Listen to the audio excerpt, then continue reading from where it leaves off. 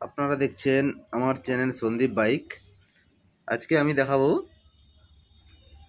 Maestro age গাড়ি head cylinder না খুলেই টাইমিং চেনটা কীভাবে চেঞ্জ করতে হবে।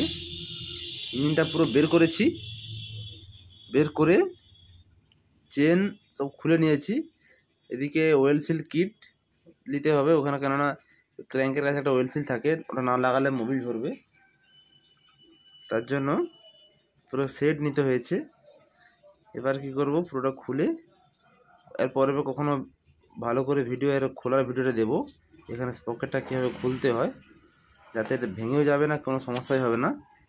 বেল্টটাও চেঞ্জ করা হবে, নতুন বেল্ট আনা হয়েছে, বেল্টটা নষ্ট হয়ে গেছে, গাড়ি টান ছিল কম। দেখো এখানে একটা তার ঢুকিয়ে তারটাকে বাঁকিয়ে ওর মধ্যে দড়ি বেঁধে চেনটাকে নিয়ে যাব, যাতে না খুলতে হয়। বের করার সময় সহজ, টেনে বের করলে হয়ে যায়, কিন্তু ঢোকানোর সময় একটু চেনটা আস্তে থেকে নিয়ে যেতে হবে, যাতে না ওই প্লাস্টিকের যে গাইডগুলো থাকে যাতে না ভেঙে যায়। একটু লক্ষ্য রাখতে হবে যাতে না ভেঙে যায়, তখন ভেঙে গেলে আবার সেই পুরো কমপ্লিট আবার খুলতে হবে। তো দড়ি বেঁধে নিচ্ছি, বেঁধে নিয়ে কী করবো, আস্তে আস্তে করে টেনে টেনে আর প্লাস্টিকের যে গাইডটা থাকে উপরের গাইডটাকে বের করে নিয়েছি খুলে, আর নিচেরটাকে হালকা করে প্রেস করে চেনটাকে আস্তে আস্তে করে নিয়ে যেয়ে ক্র্যাঙ্কের মাধ্যমে ঢুকিয়ে দেবো। হয়ে গেলে এবার কি করব, তো চেনটা লাগানো হয়ে গেছে। এত বড় ভিডিও হয়ে গেছে, আমি বাধ্য হয়ে টেনে দিয়েছি, স্পিড করে দিয়েছি, নাহলে এত টাইম সমস্যা হয়ে যায়। ওয়েল সিলটা লাগিয়ে দিচ্ছি সাবধানে।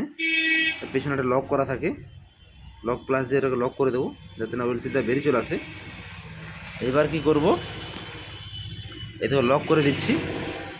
লক হয়ে গেলে তারপরে আবার এদিকে যত যা সামান থাকে সব লাগিয়ে দেবো, রোলার বলো, আর এদিকে আবার যা কিকের আছে, পেনিয়ন, সব যা কিছু আছে টোটাল সব সেটিং লাগিয়ে দেবো।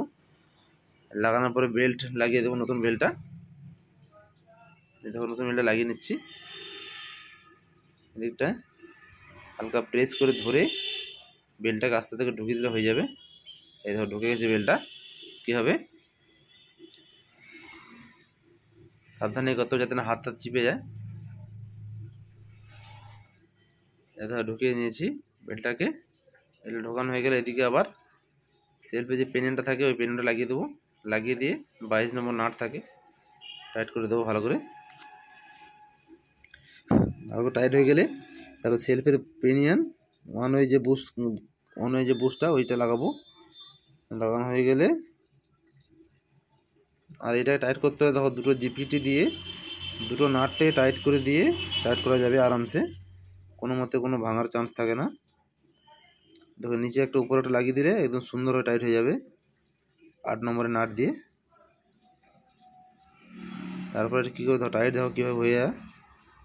দুটোকে ভালো করে টাইট করার পর তারপর দেখো 22-এর গুটি দিয়ে একদম সুন্দরভাবে টাইট করে দেবো, যাতে এটা লুজ থেকে যায়।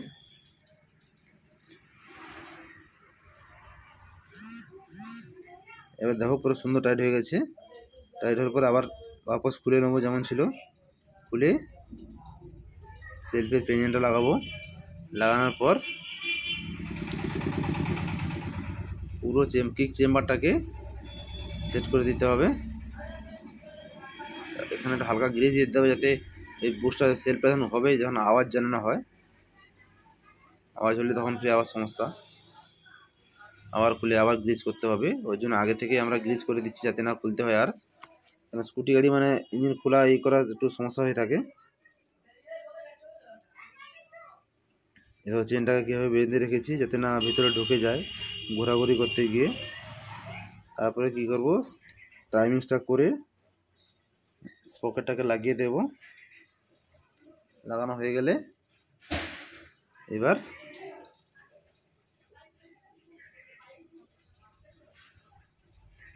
এবারে কি করব, যাতে